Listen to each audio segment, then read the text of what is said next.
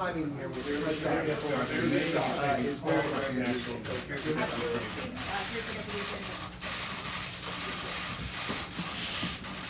Well, good afternoon. Today, a grand jury in the District of Columbia returned an indictment presented by the Special Counsel's Office. The indictment charges 12 Russian military officers by name for conspiring to interfere with the 2016 presidential election.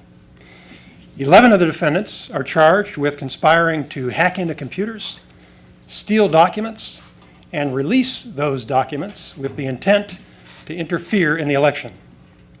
One of those defendants and a 12th Russian military officer are charged with conspiring to infiltrate computers of organizations involved in administering elections, including state boards of election, secretaries of state, and companies that supply software used to administer elections.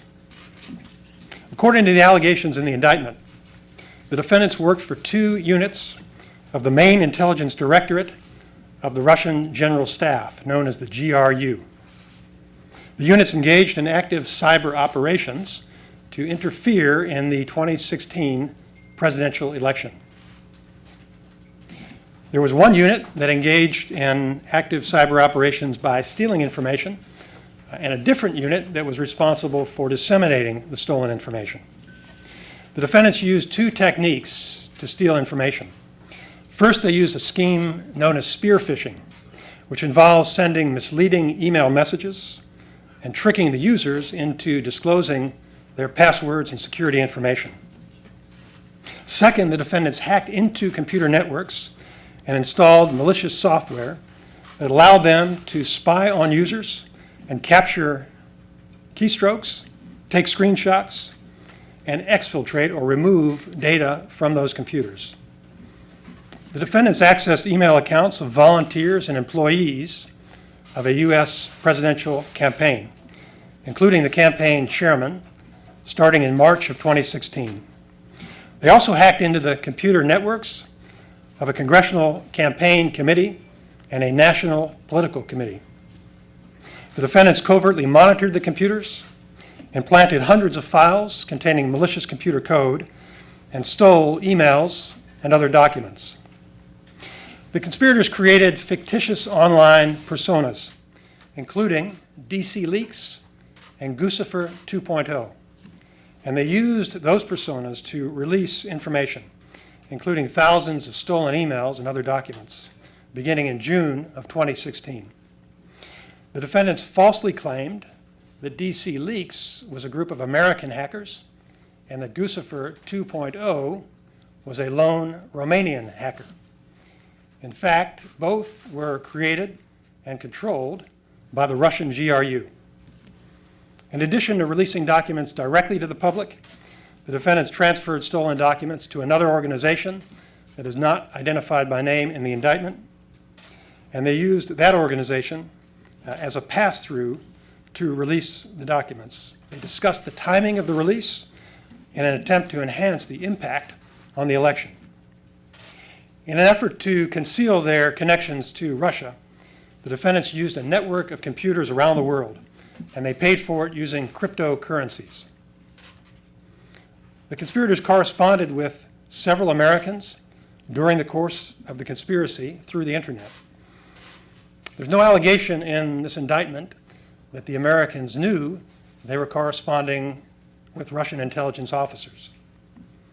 In a second related conspiracy, Russian GRU officers hacked the website of a state election board and stole information about 500,000 voters. They also hacked into computers of a company that supplied software used to verify voter registration information. They targeted state and local officials responsible for administering elections, and they sent spear phishing emails to people involved in administering elections, including attaching malicious software.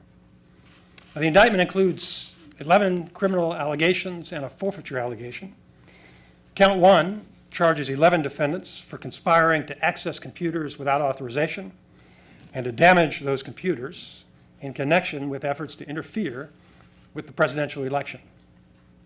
Counts 2 through 9 charge those 11 defendants with aggravated identity theft by employing the usernames and passwords of victims in order to commit computer fraud. Count 10 charges those 11 defendants with money laundering for transferring cryptocurrencies through a web of transactions in order to purchase computer servers, register domains, and make other payments in furtherance of their hacking activities while trying to conceal their connections to Russia. Count 11 charges 2 defendants for a separate conspiracy to access computers without authorization and to damage those computers in connection with efforts to infiltrate computers used to administer elections. Finally, the indictment seeks the forfeiture of property involved in the criminal activity. There is no allegation in this indictment that any American citizen committed a crime. There's no allegation that the conspiracy changed the vote count or affected any election result. The special counsel's investigation is ongoing, and there will be no comments by the special counsel at this time.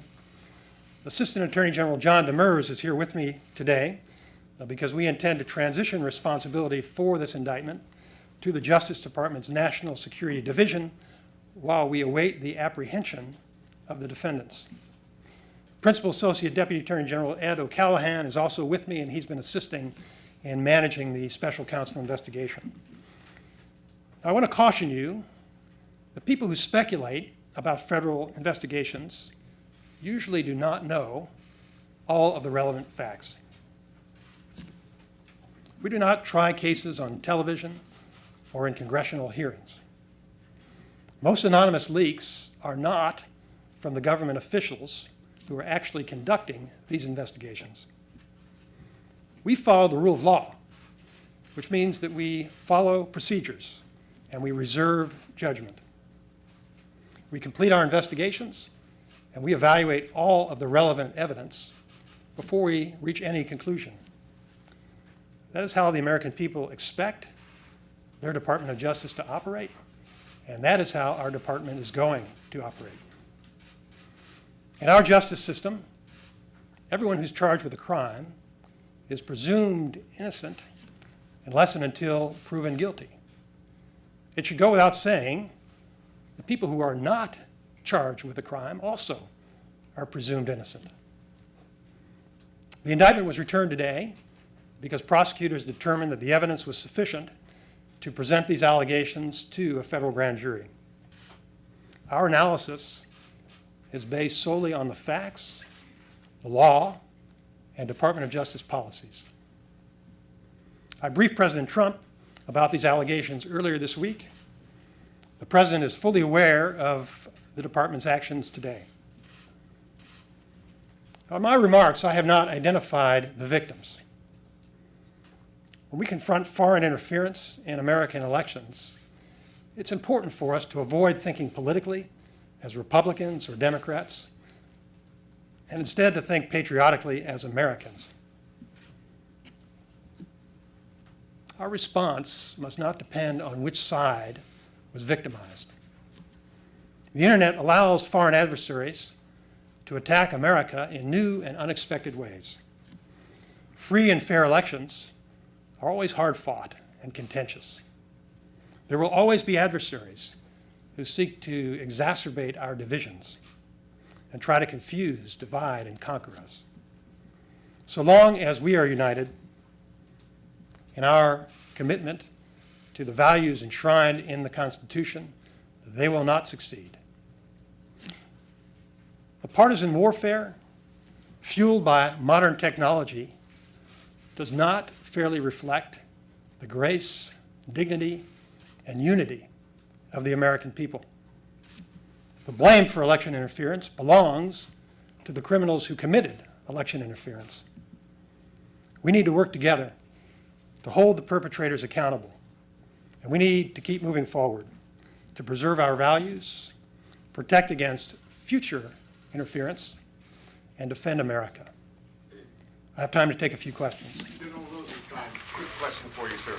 Number one, the timing today on the eve of the president's meeting with Putin, can you talk about that? And also, just today, the president described the Mueller investigation as a witch hunt. Your response. The timing, as I mentioned, is a function of the collection of the facts, the evidence, and the law, and a determination that it was sufficient to present the indictment at this time. As I mentioned, I did brief the President. With regard to the nature of the investigation, I only comment on the evidence. The evidence that is reflected in our indictments and in our charges represents a determination by prosecutors and agents without regard to politics that we believe the evidence is sufficient to justify the charges. Harry? Yes, Deputy Attorney General, I know you've talked about the fact that, in your view, the evidence doesn't show any votes were changed as a result of this hacking. But you did say that a company used as a pass-through coordinated with these defendants to enhance the timing of the release and the impact on the election. Can you talk a little bit about what the evidence you have shows in that respect? So what I've talked about today is what is alleged in the indictment. We know that, according to the allegations in the indictment, the goal of the conspirators was to have an impact in the election. What impact they may have had, or what their motivation may have been independently of what's required to prove this offense, is a matter of speculation. That's not our responsibility. What I said is there's no allegation in the indictment about it, and that's not our charge. In terms of the state election information, you said about 500,000 voters information was collected. Is there any evidence that what the Russians did with that information? And is there any evidence of other states being successfully penetrated by the Russians?